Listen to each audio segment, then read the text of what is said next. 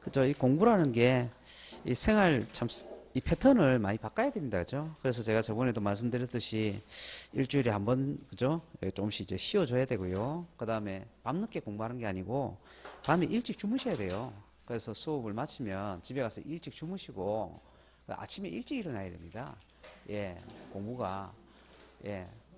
그래서 우리가 생체 리듬이 밤 10시 이전에 자잖아요. 밤 10시 이전에 자면 한 대여 시간만 자도 우리가 밤 10시 이후에 8시간, 9시간 자는 것보다 훨씬 더 덜 피곤하다 이거죠. 그래서 몸이 생체 리듬이 덜 피곤할 때 자서 아시겠죠? 예, 일찍 일어나는 습관 그런 게 이제 필요합니다. 왜냐하면 밤 10시 이후에 이렇게 잠을 들게 되면은 몸이 굉장히 피곤하거든요. 특히 밤 12시 이후에 잠을 들게 되면은 몸이 피곤한 상태에서 자기 때문에 9시간, 10시간 자도 그죠? 예, 평소에 뭐 10시간 자는 것보다 훨씬 더 몸이 더 피로감이 더 많이 느껴진다 그러거든요. 그래서 아무튼 그죠? 이 생활의 어떤 리듬이나 이런 패턴 이런 걸 좀 잘 조절을 하셔야 됩니다. 예, 그래야 아무튼 우리가 1년 동안 계속 이제 공부를 해 나가야 되기 때문에 체력 관리 아무튼 특히 이제 주의하셔야 되고요. 자, 그래서 이제 계속 이제 이어가겠습니다. 그죠? 이어가서 이제 프린트물 지금 1페이지 보고 있습니다. 그죠? 자, 그래서 프린트물 1페이지에 취득세 과세표준 이제 포함되는 대상, 포함되지 않는 대상. 그 중에서도 이제 동그라미 요번에 조건 부담액에 대해서 설명을 했고요. 그 다음에 이제 채무인수액이 나옵니다. 채무인수액.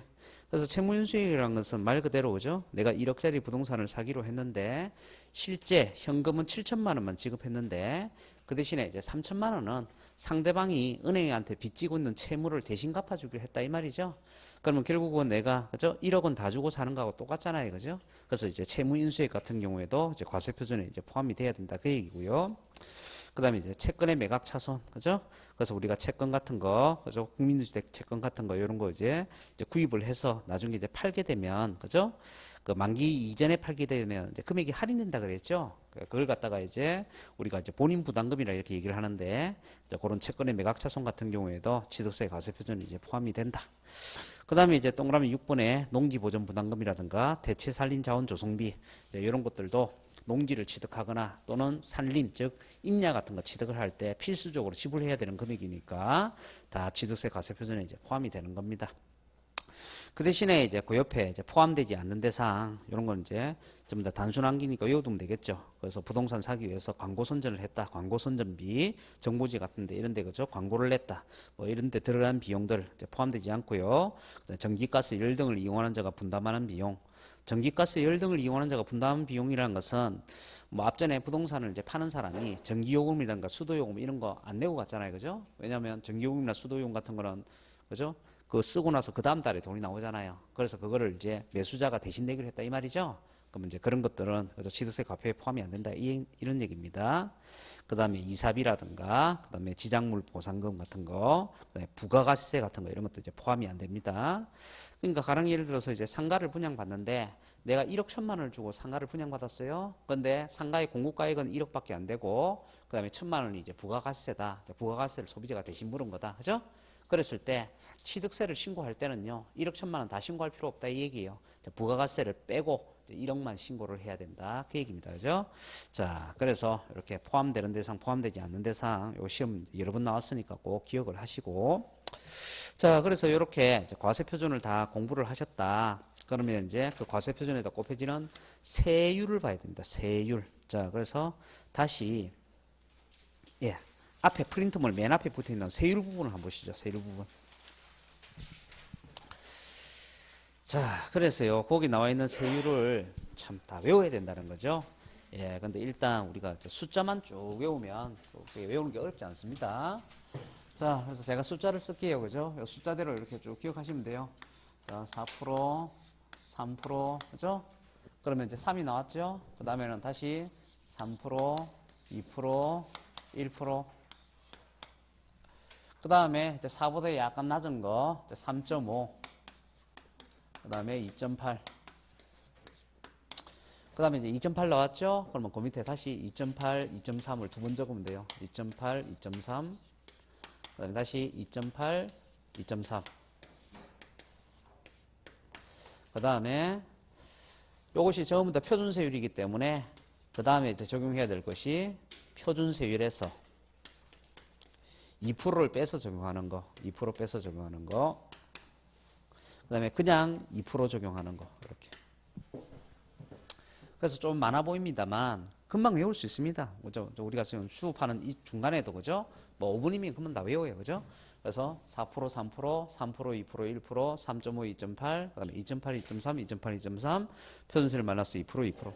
그죠? 그래서 일단 숫자만 쭉 외우면 돼요. 그러니까 숫자만 쭉 외워놓으면 나중에 내용은 자주 보다 보면 저절로 익혀집니다. 그죠?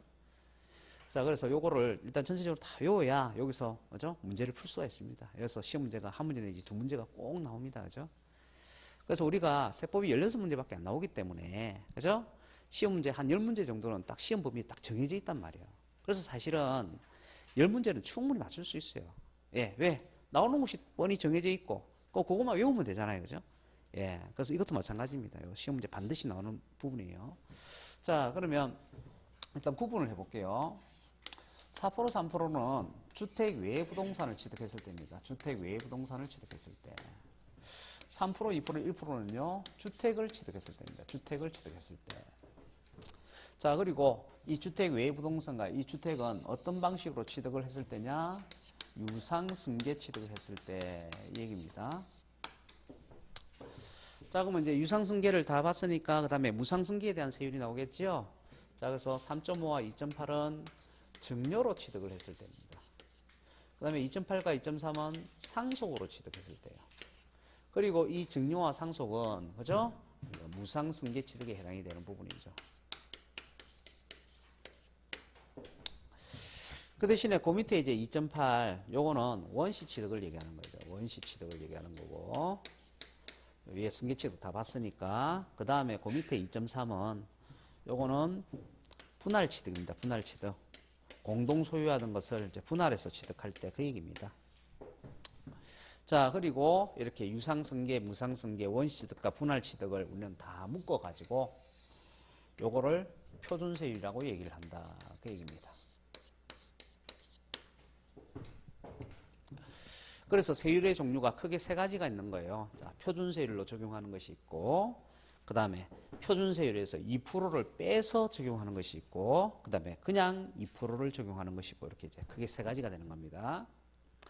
자, 그 다음에요. 지금 주택 외의 부동산은 지금 4%, 3% 돼 있죠. 그러면 어떨 때 낮은 세율을 적용하고 어떨 때 높은 세율을 적용하느냐? 농지를 취득했을 때는 낮은 세율이에요.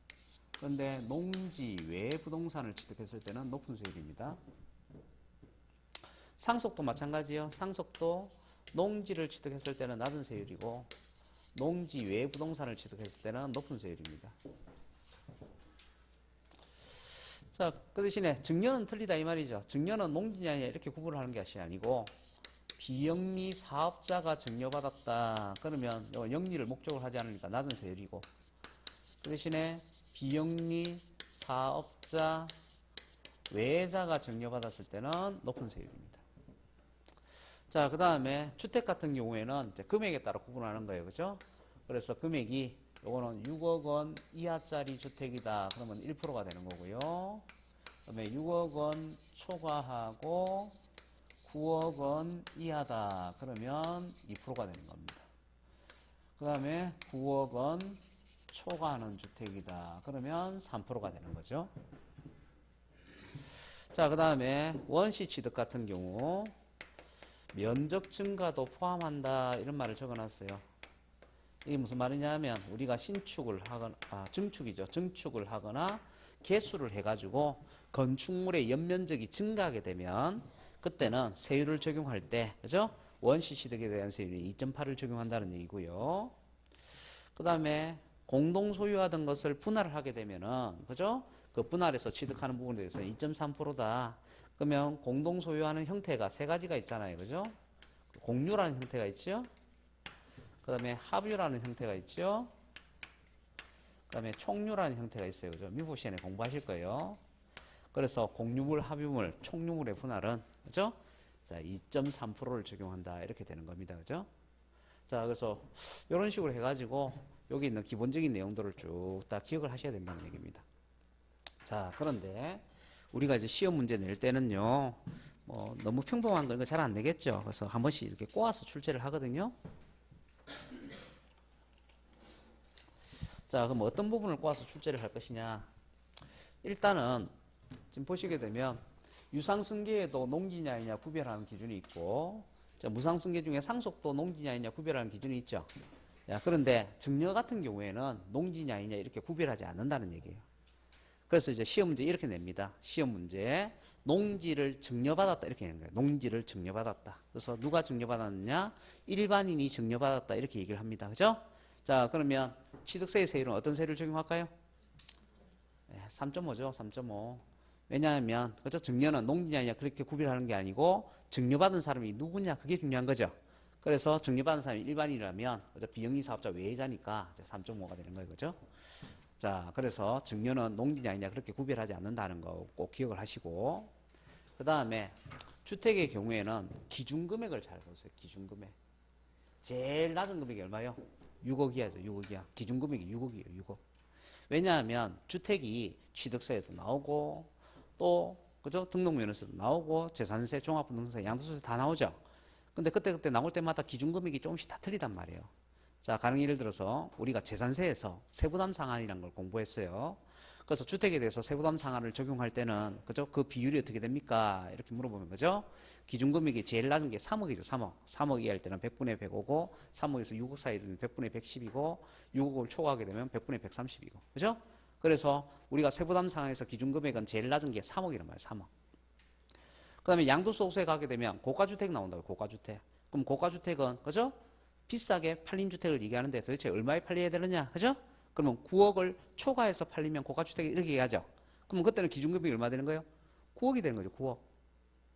자, 그 다음에 종합부동산세 가게 되면 이제 주택을 갖고 있는 것에 대해서 이제 주택공제라는 걸 시켜주잖아요. 그 공제금액이 있단 말이에요. 그래서 다주택자는 6억을 공제하고 그 다음에 1세대 1주택자는 9억을 공제한다 이렇게 돼 있거든요.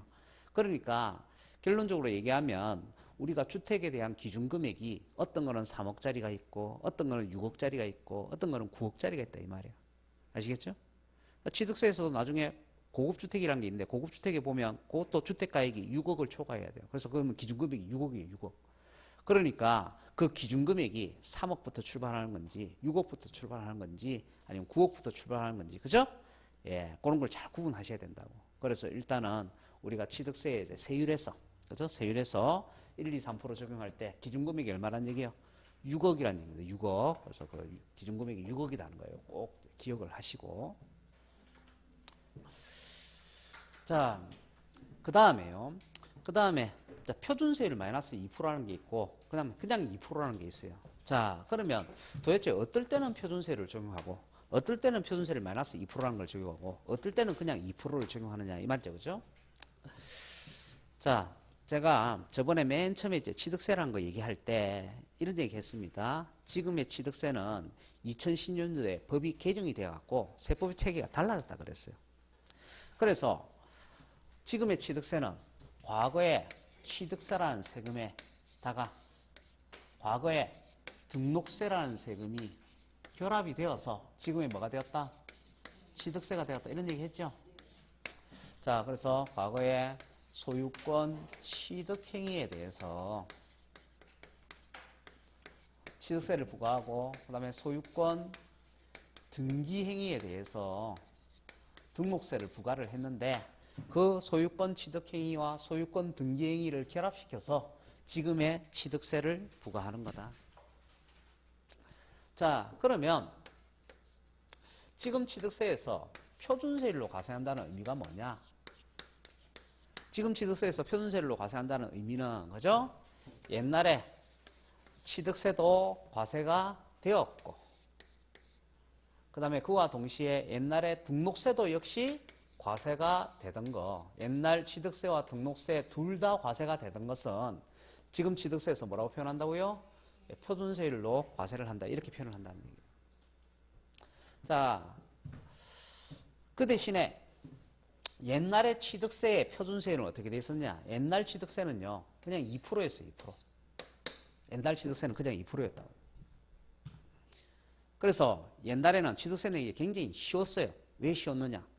내가 취득을 할 때 그것을 원시 취득을 하든 승계 취득을 하든 무상취득을 하든 유상취득을 하든 농지를 취득하든 농지 외 부동산을 취득을 하든 비영리 사업자든 아니든 상관없어요. 무조건 취득세는 몇 프로예요? 그냥 2%예요. 2%. 옛날에. 그리고 그 취득세에 그냥 부가세 얹어갖고 세금 신고하면 돼요. 그럼 끝이 나요. 그러니까 옛날에는 뭐 취득세 낼 때 굳이 뭐 그죠? 우리가 세무사를 찾아가서 뭐 취득세 대신 신고해서 할 필요도 없어요. 예, 내가 그냥 과세관청에 찾아가갖고 그죠? 2% 세금 적용하고 그냥 세금 내면 된다 이 말이에요. 그죠? 자, 그런데 옛날에 등록세는요, 그 소유권 취득하는 방식에 따라서 세율이 다 달랐다는 얘기예요.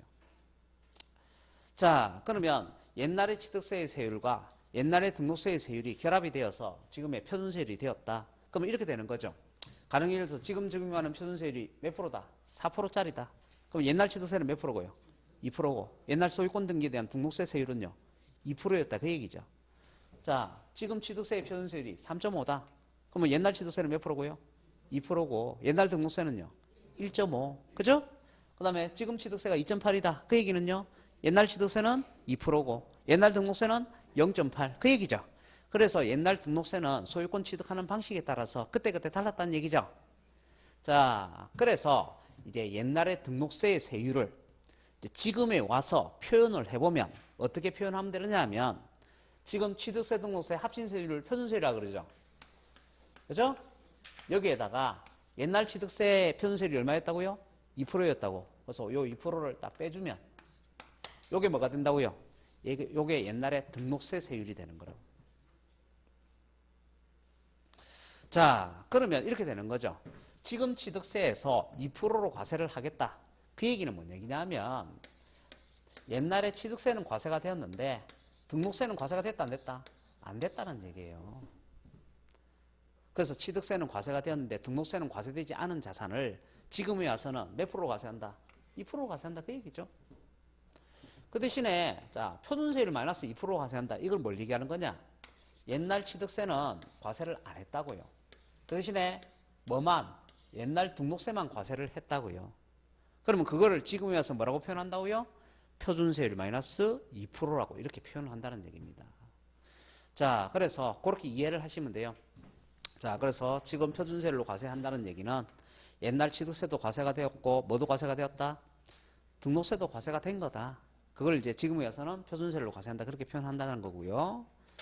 왜냐하면 이거 무턱대고 외우면 안 돼요. 자꾸 이해를 해놔야 돼요. 이거를 기본적으로 이 구조를 이해를 해놔야 뒤에 계속 이 구조가 계속 연결이 된단 말이에요. 계속 연결이 돼서 나온단 말이에요. 그죠?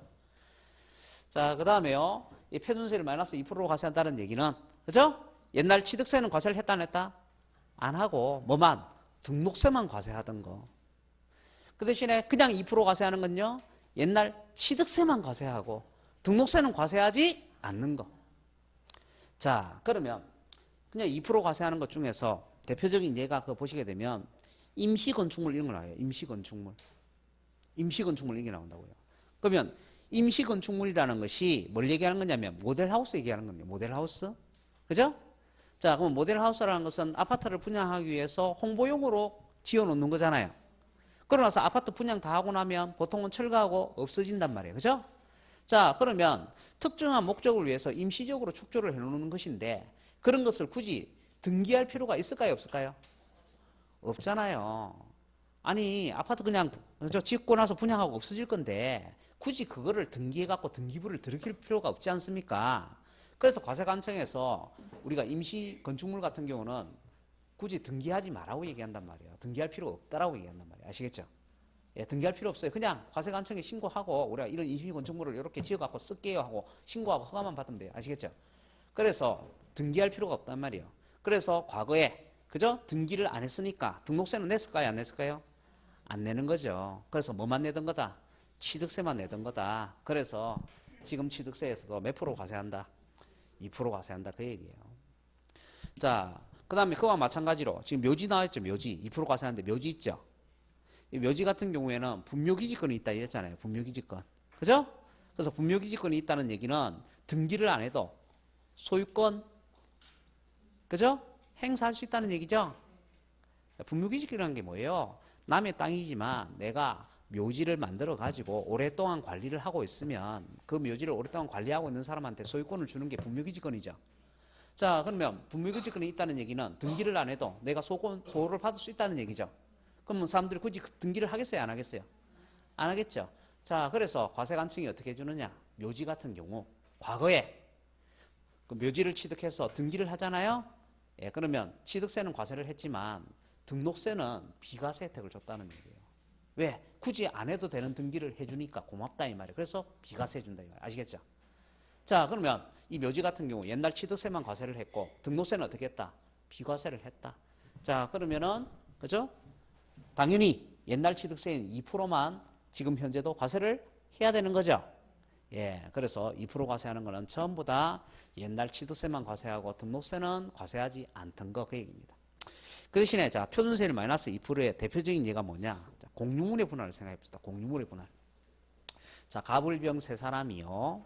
토지를 취득하는데 3억짜리 토지예요. 3억짜리 토지. 그런데 1억씩 그죠? 돈을 부담을 해 가지고 공동으로 취득하기로 했다고. 자, 그러면 공동으로 취득할 때 자, 공동으로 취득을 할 때 그때 취득세를 냅니까 안 냅니까? 당연히 내야죠. 그죠? 부동산에 소유권을 취득하는 거니까 공동으로 취득할 때도 공동으로 취득세를 내면 된단 말이에요. 아시겠죠? 자, 그런데 공동으로 다 취득세를 내서 부동산 소유권을 취득하고 있다가 나중에 어떻게 한다는 얘기요? 자기 지분별로 그 재산을 단독 소유권으로 해서 따로 분할을 하게 된다는 거죠. 자, 그러면 공동으로 소유하는 것을 이제 분할을 했다 그랬을 때 새로운 자산이 취득이 있어요, 없어요? 없죠. 지가 갖고 있던 지분별로 되찾아가는 거지 새로운 자산을 또 새롭게 소유권 취득하는 건 아니잖아요. 그렇죠? 그래서 과거의 취득세를 어떻게 했다는 거예요? 비과세를 했다는 얘기예요. 그 대신에 그죠? 등기는 공동 등기하던 것을 단독 소유권으로 등기하게 되니까 등기는 새롭게 하는 거죠. 그래서 등록세는 어떻게 했다는 거예요? 과거에 과세를 했다는 거예요. 그래서 과거의 취득세는 뭐하고? 비과세하고. 그 대신에 등록세를 과세하던 거 있죠. 예, 그런 것을 한데 묶어서 그죠? 이제 취득세를 과세하면 표준세율 마이너스 2% 과세하는 거죠. 자, 그럼 우리가 여기서 알 수 있는 거 과거에 비과세 하던 거라도 법이 바뀌면 뭐로 전환이 될 수 있어요? 과세 대상으로 전환될 수 있죠. 그죠? 그래서 이렇게 과거의 비과세 대상이었던 것이 뭐로 전환이 되면 과세 대상으로 전환이 되게 되면 그죠? 예, 그래서 거기에 따른 많이 세금을 내게 된다면 그죠? 그때 취득세를 그죠? 역시 신고 납부하는데 사유 발생일부터 30일 이내까지 신고 납부해야 됩니다 하고 뒤에 징수 방법에서 또 나온단 말이에요. 그래서 이제 그런 내용들이 다 이렇게 연결이 되는 거예요. 연결이. 자, 어쨌든 일단 여기서 이제 기억하셔야 될 거는 자, 그죠? 표준세율로 과세하는 게 있고 표준세율 마이너스 2% 과세하는 게 있고 그 다음에 2% 과세하는 것이 있는데 표준세율 마이너스 2% 과세하는 것은 옛날 취득세는 과세를 안 하고 옛날 등록세만 과세하던 거 2% 과세하는 건요 옛날에 취득세만 과세하고 등록세는 과세하지 않는 거. 자, 그래 놓고 이제 외우는 겁니다. 자, 표준세율 마이너스 2% 적용하는 거 첫 번째 나오는 게 뭐예요? 환매 등기. 자, 그럼 환매 등기도 이제 설명을 해드릴게요. 자, 갑이라는 사람이 부동산을 갖고 있다고요. 자, 그리고 을이라는 사람한테 부동산을 판다는 얘기예요. 을이라는 사람한테 부동산을 파는데, 그죠? 조건을 붙입니다. 뭐라고 조건을 붙이냐면, 당신이 이 부동산 일정 기간 이용하다가 나중에 그 부동산을 다시 팔게 되면, 그죠? 원래 팔았던 갑에게 다시 되팔고 떠나세요. 그죠? 예, 요게 뭐예요? 요게 환매예요, 환매. 그죠? 팔기는 팔았는데 나중에 을이 다시 어떻게 한다고요? 갑한테 되팔고 떠나야 된다고. 아시겠죠? 자, 그러면 이 환매 같은 경우 민법에서 환매 기간이 정해져 있어요? 안 정해져 있어요? 정해져 있죠. 민법 시간에 공부하셨을 거예요. 그죠? 그래서 이 환매 기간 내 환매가 이루어졌을 때 이 말입니다. 아시겠죠? 그러면 처음에 매매했던 거, 그 다음에 나중에 환매했던 거 전부 다 어떻게 한다고요? 표준세율 마이너스 2%로 과세를 한다고. 왜냐하면 옛날 취득세 생각해 보세요. 자, 소유권이 건너갔다가 나중에 어차피 또 되돌아올 거죠? 그죠? 그러니까 실질적인 소유권 취득이 있다 없다? 없다. 형식적으로 소유권만 왔다 갔다 한다. 그 얘기 아닙니까? 그래서 옛날 취득세는 어떻게 하고? 비과세를 하고 옛날 등록세만 과세를 하던 거라고. 그죠? 예, 그래서 그거를 이제 지금 취득세에서는 어떻게 한다고요? 표준세를 마이너스 2% 과세를 한다고. 그 얘기죠. 자, 그럼 환매의 표준세율이 뭐예요? 환매의 표준세율이. 자, 표준세율 보세요. 환매의 표준세율이 뭐예요? 환매도 매매 일종이죠. 매매 일종이니까 유상승계에 대한 세율이 표준세율이죠. 자, 그러면 그것이 만약 주택이나 농지가 아니라면 몇 프로예요? 표준세율이 4%. 거기서 몇 프로 빼니까? 2%를 빼서 계산하니까 그냥 2%만 과세하겠다. 그 얘기죠? 이해됐죠? 자, 그런데 지금 자 보세요. 자, 그림을 보세요. 제가 환매 그림을 뭘 그려놨어요? 주택을 그림으로 그려놨죠. 자, 그러면 주택을 환매를 했을 때 이 말이에요. 주택을 환매를 했을 때. 자, 그러면 주택을 환매를 했을 때는 주택에 대한 세율이 1%, 2%, 3% 이렇게 낮은 세율이죠. 자, 그러면 가령 1%, 2%에 해당되는 환매다. 그죠? 가령 이제 1% 해봅시다. 자, 6억 이하짜리 주택이라서. 그죠? 그 주택의 환매에 대한 표준세율이 1%짜리다. 그죠? 그러면 1%를 여기다가 적용을 해봐요. 그럼 1% 마이너스 2% 하면 오히려 마이너스죠. 마이너스. 그럼 내릴 세금이 있어요? 없어요? 없어지게 되잖아요. 그죠? 자, 그래서 만약에 환매 대상물이 주택일 때는 낮은 세율을 적용하게 되고 낮은 세율을 적용하게 되면 오히려 세금 계산이 안 되는 경우도 있다. 그죠? 자, 그래서 이렇게 주택의 유상거래 환매 대상이 주택의 유상거래에 해당이 되면 자, 주택이 바로 환매 대상이 된다면 그때는 주택이 유상거래에 해당이 되는 거죠. 그러면 그거는 표준세율에서 2%를 빼면 오히려 세금이 계산이 안 돼요. 그래서 요거 적용 안 하고 요거 대신에 뭘 적용하느냐 하면 해당 세율에다가 50%를 곱해서 적용을 합니다. 자, 그래서 표준세율 마이너스 2%에 해당되는 내용이 주택의 유상거래에 해당이 되면 그때는 요 표준세율 마이너스 2% 요거 적용 안 하고요. 어떻게 한다고요? 해당 세율에다가 50%를 곱해서 자, 그러면 가령 예를 들어서 6억 이하의 주택이다. 그러면 그게 해당 세율이 1%죠. 그래서 몇 프로를 곱하면 50%를 곱하면 이제 0.5에 해당되는 세율을 적용한다. 이렇게 되는 거죠. 그래서 그 내용이 그 프린트물에 나와 있는 거예요. 그죠? 프린트물에. 그래서 표준세율 마이너스 2% 밑에 그것이 만일 어디에 해당된다면 주택의 유상거래에 해당된다면 해당 세율에 몇 프로를 곱해서 50%를 곱해서 적용을 하겠다.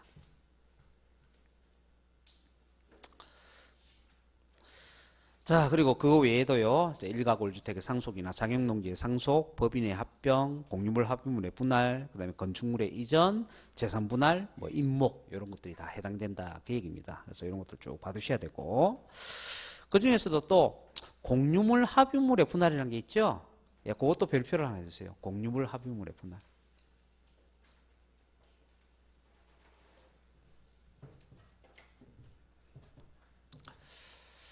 자, 그러면 이제 칠판을 한번 보십니다. 칠판을 한번 보시게 되면 우리가 공유물, 합유물, 총유물의 분할 취득의 경우에는 표준세율이 2.3이라 그랬죠. 자, 근데 이 공유물, 합유물의 분할 같은 경우에는 표준세율은 2.3인데 거기서 몇 프로를 빼서 2%를 빼서 계산하라고 그랬죠. 그러니까 적용하는 세율은요 0.3만 적용한다 그 얘기예요. 자, 그런데 요 총유물의 분할 있죠. 총유물의 분할. 그죠? 이 총유물의 분할 같은 경우에는 지금 표준세율 마이너스 2%를 적용하는 내용이 있어요? 없어요? 없죠. 공유물과 합유물의 분할만 있고 총유물의 분할에 대한 내용은 없잖아요. 없으니까 이 총유물의 분할은 그 표준세율을 그대로 적용해서 2.3으로서 세금을 과세해주면 된다 그 얘기예요. 그래서 이제 구분을 하셔야 된단 말이에요. 자, 그래서 총유물의 분할은 표준세율 마이너스 2%의 그 내용이 없기 때문에, 그죠? 그냥, 그죠? 표준세율을 2.3으로 과세를 해주면 되고요. 그 대신에 공유물과 합유물의 분할은, 그죠? 표준세율에서 몇 프로를 빼서 2%를 빼서 계산을 해야 되기 때문에, 그죠? 예. 표준세율 2.3에서 몇 프로를 빼서 2%를 빼서 0.3만 적용해서 과세를 해줘야 된다. 그 얘기입니다. 요게 이제 올해 법이 바뀐 거잖아요. 작년까지만 해도 어떻게 공부를 했냐면 합유물의 분할도 총유물 분할처럼 2.3으로 했거든요. 근데 올해 법을 바꿔가지고 이 합유물의 분할을 공유물의 분할에 같이 포함시켜서 2% 빼서 0.3으로 이렇게 하는 거예요. 이제. 그래서 요거 올해 법 바뀐 거니까 꼭 기억을 해 두십시오. 시험 문제 나올 확률 굉장히 높습니다. 자, 그 다음에 이제 건축물의 이전이라는 게 나와요. 이제 건축물의 이전. 자, 건축물의 이전은 어디에 해당되는 거냐면 건축물의 건축에 해당되는 거죠. 여러분이 건축법상에 건축하게 되면은 5가지를 얘기해요. 5가지. 그죠? 뭐 있습니까? 신축, 증축, 개축, 재축, 그 다음에 이전, 이렇게 5가지 있잖아요. 그죠? 자, 그래서 건축물의 이전도 어디에 해당된다? 건축물의 건축에 해당이 된다. 건축물의 건축에 해당이 된다는 얘기는 취득세의 세율 중 과세 표준은 원시 취득에 대한 세율이 과세 표준이다 이 말이죠? 예. 그래서 그 원시 취득에 해당되는 세율 2.8에서 얼마를 빼서 2%를 빼서 0.8을 적용해 주면 되겠죠? 다만 이제 주의하셔야 될 거는 그 갈로에 뭐라 돼 있어요? 가액 초과는 제외 이렇게 있습니다. 자, 그래서 가액 초과가 없는 건축물의 이전 이 말이야. 만약 가액 초과가 발생하게 되면 그때는 원시 취득에 대한 세율을 그죠? 그대로 적용을 하기 때문에 그래서 가액 초과가 없어야 돼요. 그래서 가액 초과가 없어야 된다. 가액 초과는 제외한다. 그죠? 그것도 시험 지문이 나왔으니까 꼭 기억을 해 두시고. 자, 그래서 이렇게 표준세율 마이너스 2% 적용하는 것들 쭉 나와 있고요. 그 다음에 그 밑에 2% 적용하는 거. 그래서 의제취득, 레저시설, 묘지, 임시건축물. 그 다음에 등록면허세 납세 의무가 성립된 후 취득시기가 도래하는 건축물의 취득이 되어 있습니다. 자, 그러면 일단 의제취득. 의제취득은 종류가 4가지죠. 개수, 지목 변경, 종류 변경, 과점주 전부 다 2%예요. 자, 그런데 개수. 요거 주의하셔야 되죠. 개수.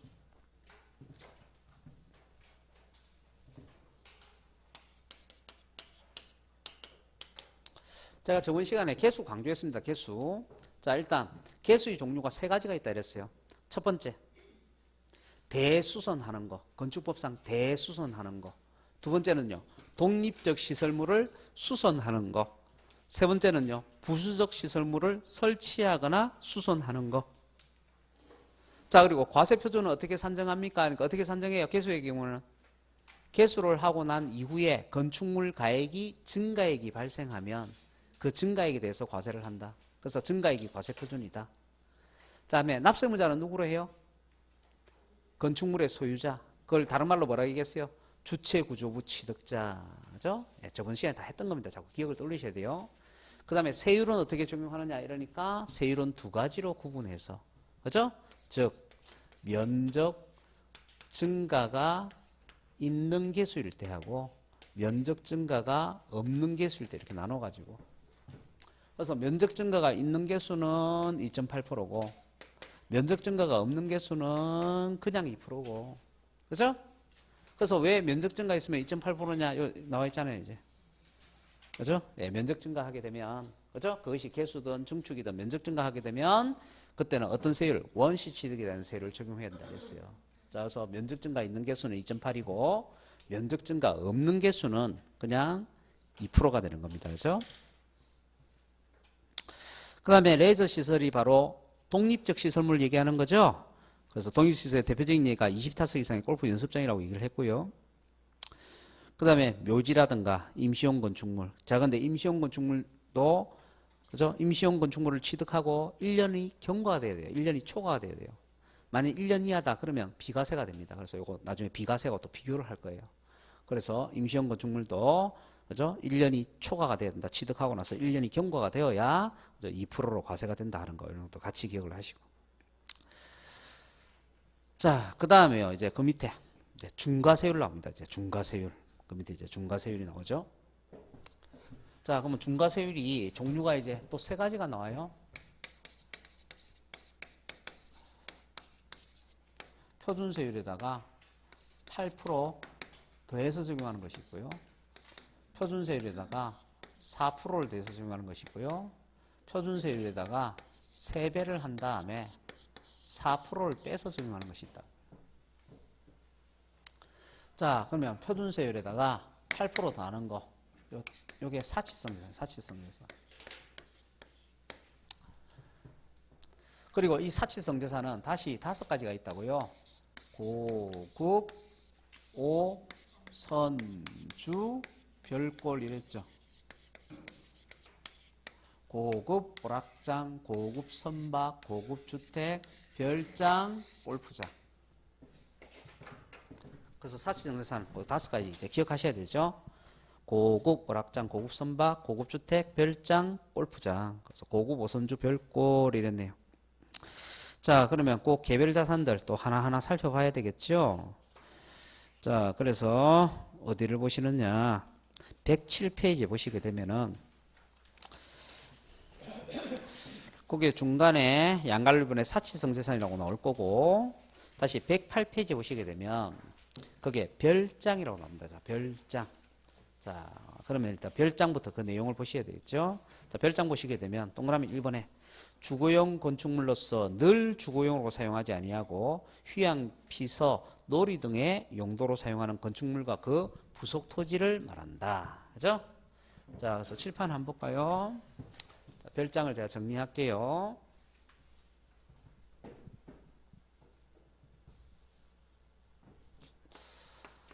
자, 별장. 첫 번째 별장이란 게 뭐냐? 별장이라는 것은 상시 주거용으로 사용하지 않는 주거용 건축물과 부속 토지를 우리는 별장이라고 얘기를 한다. 상시 주거용으로 사용하지 않는다는 얘기는 사람이 살지 않는다는 얘기죠. 자, 어떤 건축물이 있는데 이 건축물이 주거적 시설물이 다 돼 있다고요. 방도 있고, 그 다음에 거실도 있고, 그 다음에요 화장실도 있고, 그래서 주거적 시설물은 다 돼 있는데, 그죠? 그 건축물에 사람이 산다 안 산다? 안 산다. 그러면 그거는 뭐가 된다고요? 별장이 되는 거라고. 그 대신에 사람이 늘 항상 살면요, 주택. 사람이 안 살면 별장. 자, 그래서 주택하고 별장의 이제 구별 기준이에요. 자, 일단 주택이든 별장이든 전부 다 그죠? 주거적 시설물이 돼 있죠. 그 건축물에. 그죠? 그런데 거기에 사람이 늘 항상 살면 뭐고요? 주택이고. 사람이 안 살면 뭐라고요? 별장이라고. 그래서 우리가 드라마에서 별장 가자라고 얘기하는 게 잘못된 경우가 많다 그랬잖아요. 왜냐하면 남자 주인공이 여자 주인공을 꼬드겨 갖고 우리 아버지 별장에 가자 하고 막상 가보면 누가 있다는 거예요? 별장지기 할아버지가 있다는 얘기죠. 그 얘기는 별장지기 할아버지가 거기에 산다는 얘기죠. 그럼 그거는 별장이에요, 주택이에요? 예, 그건 주택이라는 얘기예요. 별장이 아니라는 얘기예요. 그래서 별장이라는 것은 아무도 안 살아야 된다고. 그죠? 예. 그래서 우리가 별장지기 할아버지를 왜 거기에 살게 한다고 그랬어요, 보통? 예, 별장이 되면 세금을 많이 내야 되기 때문에 세금을 줄이기 위해서. 그죠? 별장지기 할아버지를 거기에 살게 하면서, 그죠? 별장이 아니고 무엇으로서? 주택으로서. 그죠? 이용하게끔 하는 거다. 그죠? 자, 그래서 이렇게 상시 주거용으로 사용하지 않는다. 사람이 살지 않으면 그게 뭐라고요? 별장이라고. 그래서 시험 지문에도 나왔어요. 그래서 우리가 도심 한가운데 있는, 그죠? 아파트라 할지라도 거기에 사람이 안 살면 뭐가 된다고요? 별장이 되는 거라고요. 자, 그 다음에 두 번째. 두 번째는요, 거기에 108페이지에, 거기에 매니에 동그라미 1번에 두 번째 줄에 보면 담안에서 대통령이 정하는 농어촌 주택과 부속 토지는 제외다 하는 거 나와 있죠? 자, 그래서 대통령령으로 정해놓은 농어촌 주택은 설사 별장처럼 이용하더라도 별장으로 보지 않겠다. 그죠? 자, 그래서 별장으로 보지 않는 농어촌 주택의 요건이 어떻게 되느냐? 그 밑에 참고에 나와 있죠? 1번에 대지 면적은요, 660m 제곱이 내야 되고, 건축물의 연면적은 150m 제곱이 내야 되고, 건축물의 가액은 6,500만 원 이내야 되고, 그 다음에 다음 어느 각 하나에 해당되는 지역에 있지 아니할 것. 그죠? 그래서 다음 각 하나에 해당되는 지역이 어디냐? 가에 광역시, 수도권, 그 다음에 나의 도시지역 허가고요. 다에 나와 있는 지정지역이 바로 투기지역 얘기하는 거예요. 그 다음에 라가 바로 관광단지입니다. 그러니까 그죠? 다 외우기 힘드시면 일단 돈 되는 지역은 안 되는구나. 그렇게 이제 기억하시면 되는 거예요. 그죠? 자, 그래서 법에서 정해놓은 농어촌 주택은 이제 별장처럼 사용하더라도 별장에서 제외하겠다는 거. 그다음에 그 요건이 있다는 거요. 자, 그 다음에 세 번째. 세 번째는 그 밑에 이제 동그라미 2번에 보시게 되면 그 줄쳐놓은 부분 있죠? 예, 줄쳐놓은 부분을 보면 오피스텔 또는 이와 유사한 건축물로서 사업장으로 사용하고 있음이 사업자 등록증 등으로 확인되지 아니한 것은 별장으로 본다. 그러니까 오피스텔 같은 경우에도, 그죠? 오피스텔 같은 경우에도 실제 사업용으로 이용을 해야 되는데 사업용으로 이용 안 한다 이 말이죠. 그건 뭐로 본다고요? 예, 별장으로 보게 된다고요. 그 다음에 그 위에 보시게 되면 동그라미 2번에 또 이런 표현이 나와요. 동그라미 2번의 첫 줄에 보면 별장 중 개인이 소유하는 별장은 본인 또는 가족 등이 사용하는 것으로 하고 법인 또는 단체가 소유하는 별장은 그 임직원 등이 사용한 것으로 하며 이런 표현이 나와 있죠. 자, 그 얘기는 뭔 얘기냐면 소유자가 별장처럼 사용하는 것뿐만 아니라 사용자가 별장처럼 사용하는 것도 뭐로 보겠다? 별장으로 보겠다. 사용자의 대표적인 예가 뭐라고요? 임차인. 이것도 시험 문제 나왔죠? 자, 그래서 그 동그라미 2번에 거기에 다섯 번째 줄에 보면은 사각이 있고 점 찍힌 거 있죠? 예, 그거 보시면 이렇게 돼 있어요. 소유자 이외자가 그죠? 주택을 임차해서 그죠? 그러면 임대차 했으면 거기에 살아야 될 거 아니에요, 그죠? 근데 임대차 한 사람이 거기에 산다 안 산다? 안 산다. 그 얘기는 임차인이 별장처럼 이용한다 이 말이죠? 그것도 뭐로 본다고요? 예, 별장으로 본다고. 그래서 누가 세금을 중하게 납세물을 지는 거예요? 임차인이 아니죠. 임대인이죠. 그 부동산을 취득한 사람이. 임차인은 빌려서 이용하는 사람이잖아요. 그러니까 임차인이 별장처럼 이용하는 것도 결국은 누가 세금을 책임져야 한다고요? 임대인이요. 그 부동산을 취득하는 사람이. 그죠? 그러면 우리는 이렇게 생각할 수 있죠. 이거 좀 억울한 거 아닙니까? 이 말이죠. 억울한 게 아니에요. 왜 그렇게 규정을 해놨느냐? 이런 경우 때문에 그런 거예요. 자, 보세요. 갑이라는 사람이 기존에 주택이 하나 있단 말이야. 그 주택에 살고 있어요. 그런데 이번에 새로 분양하는 아파트를 하나 사면 저거 그죠? 돈 된다. 그래서 이제 투자용으로 하나 살려고 하는 거예요. 아시겠죠? 근데 문제는 투자용으로 내가 사서 단기로 사서 이제 팔 거기 때문에 투자용으로 이제 사다 보니까 거기에 사람이 산다 안 산다? 안 산다. 그러면 본인은 기존에 있는 주택에 살고 자기는 거기에 살지 않잖아요. 그러면 그거는 뭐가 된다고요? 별장이 되는 거라고. 자, 그래서 세금을 중하게 내는 걸 회피하기 위해서 어떻게 하느냐면 친구를 끌어들인단 말이에요. 그죠? 그래서 친구 보고 야, 네가 여기에 좀 그죠? 저임신고해서 사는 것처럼 위장을 하자. 그 얘기죠? 그래서 친구하고 임대차 계약서를 쓰고 허위로 임대차 계약서를 쓰고 그 친구를 그쪽에 어떻게 해요? 전입을 시켜요. 그죠? 그런데 실제 그 친구가 거기에 산다는 거예요? 안 산다는 거예요? 안 산다는 거죠. 그죠? 그러면 그거를 뭘로 하느냐? 그죠? 전기 사용료, 수도 사용료. 그죠? 그 사람이 살면 분명히 전기를 써야 되고 수도를 써야 되고 가스를 쓰고 써야 되고 이래야 될 거 아닙니까? 근데 전기도 안 쓰고 가스도 안 쓰고 그죠? 수도도 사용을 안 해요. 그죠? 그러면 요금이 진짜 쥐꼬리만큼 나오겠죠? 자, 그러면 과세관청은 이 사람이 지금 그죠? 임대차 계약을 맺어서 사람이 사는 것처럼 위장을 했지만 실제 임차인이 여기 산다 안 산다? 안 산다 이 말이죠. 그러면 세금을 어떻게 해야 된다고요? 역시 별장으로서 중하게 과세를 해야 된다. 그 얘기예요. 아시겠죠? 예. 그래서 임대인을 드릴 때도 임차인을 드릴 때도 어떻게 한다고요? 실제 사는 사람을 임차인으로 드려야 되는 거지 살지도 않는 사람을 임차인으로 드리면 안 된다 이 말이에요. 아시겠죠? 예. 그러면 뭐가 된다고요? 별장이 되는 거라고.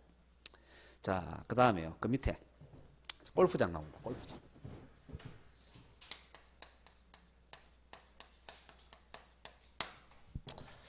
자, 그럼 골프장 같은 경우에도 동그라미 1번에 보시게 되면 첫 번째 줄에 회원제 골프장이어야 된다 하는 말 나옵니다. 첫 번째 회원제 골프장. 회원제 골프장이어야 되기 때문에 일반 골프장이라든가 골프 연습장 이런 것은 중과상이 안 됩니다. 자, 그 다음에 그 밑에 두 번째 줄에 그 대상물이 토지 나오죠. 건축물 나오죠. 그 다음에요 임목 나옵니다. 임목.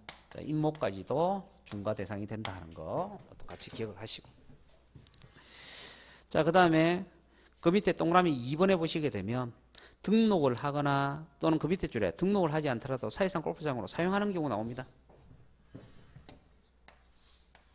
세 번째 등록을 하거나 또는요 사실상 사용할 때 회원제 골프장으로 사용할 때 그래서 등록을 하거나 사실상 사용하는 경우 다 중과세다 그 얘기예요. 사실상 사용하게 되면 그 사용하는 부분에 대해서 중과세입니다.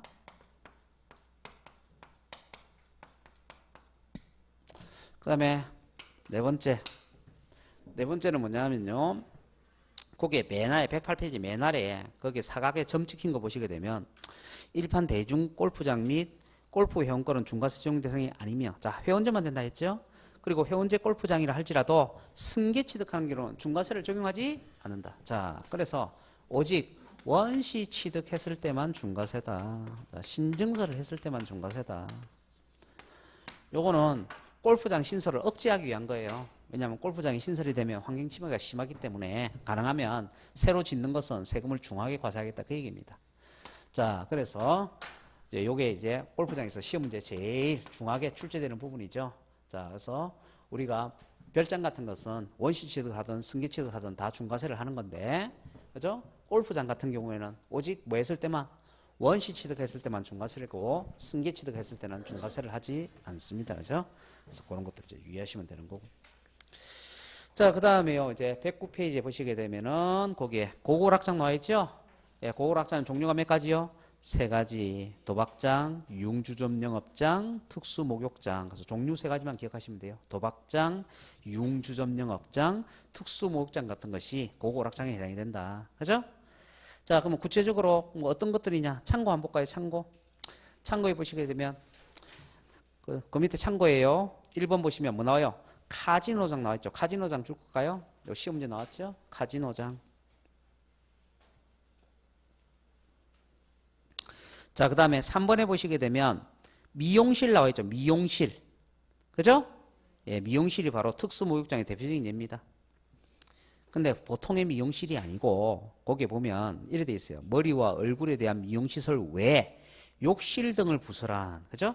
예, 머리만 감으면 되는데 욕실은 왜 설치해놨냐 그 얘기예요. 자, 그래서 욕실 등이 이제 부설되어 있는 미용실을 얘기하는 거고, 그 다음에 이제 4번에 보시게 되면 이제 4번이 전부 다 융주점영업장을 적어놓은 건데, 가에 보시게 되면 카바레, 나이트클럽, 디스코클럽 이런 거 나와 있죠.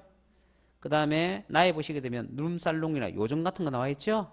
자, 그래서 이런 것들이 전부 다 고골학장의 종류다 이렇게 이제 받으시면 됩니다. 자, 그 다음에 넘기시고요. 자, 110페이지. 그게 이제 고급 선박 나옵니다. 고급 선박. 비연무용 자가용 선박으로서 시가 표준액이 3억 원을 초과하는 선박. 그죠? 그래서 대표적인 예가 뭐라고요? 요트라고, 요트. 자, 레저용 요트를 생각하시면 됩니다. 요트. 자, 그 다음에 고급주택 나오는데, 뭐 고급주택은 또 내용이 많으니까요. 잠시 쉬었다 해야 되겠네요. 그죠? 예, 잠시 쉬었다 하도록 하겠습니다.